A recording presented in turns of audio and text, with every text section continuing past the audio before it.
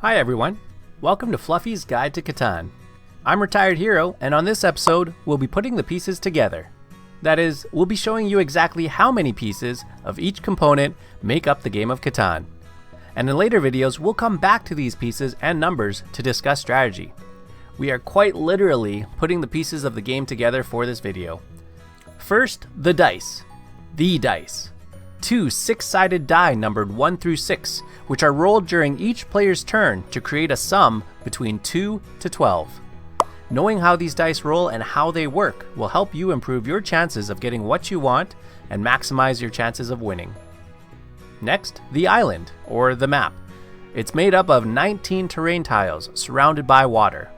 These terrain tiles consist of 1 desert tile, which doesn't produce anything and it's where the robber starts the game, 3 hills, which produce brick, 3 mountains, which generate ore, 4 forests, responsible for wood, 4 pastures, that are home to sheep, and 4 fields, abundant with wheat.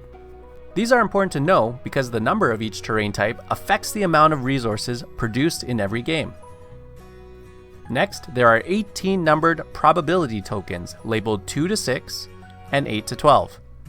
These account for the different combinations that can be rolled with 2 six-sided die, with the exception of the number 7, because that number belongs to the robber.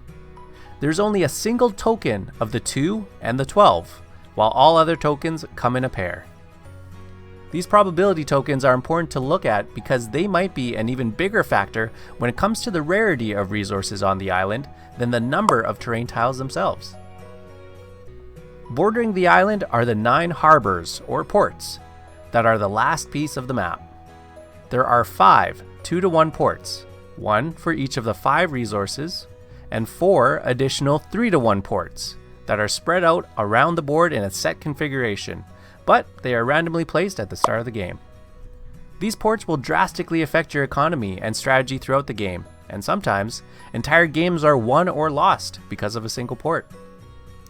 All of this setup is to produce the 5 different resources, commonly known as wood, brick, sheep, wheat, and ore.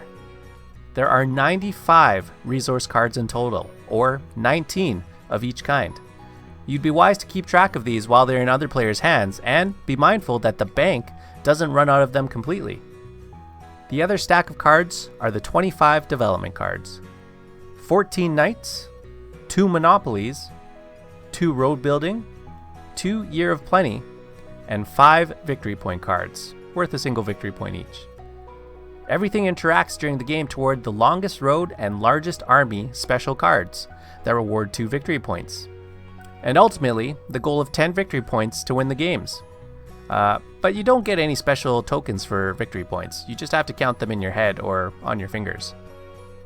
To build to 10 points, players will each have 15 roads, 5 settlements, and 4 cities.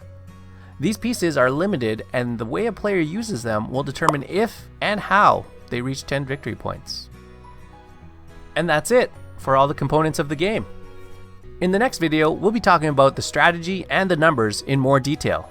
Subscribe and hit the notification to see when that's available. You can also leave a comment below on which topic you'd like to see covered in the future. Thanks for watching. Don't forget to leave a like. Until then, do no harm, do good, and do better.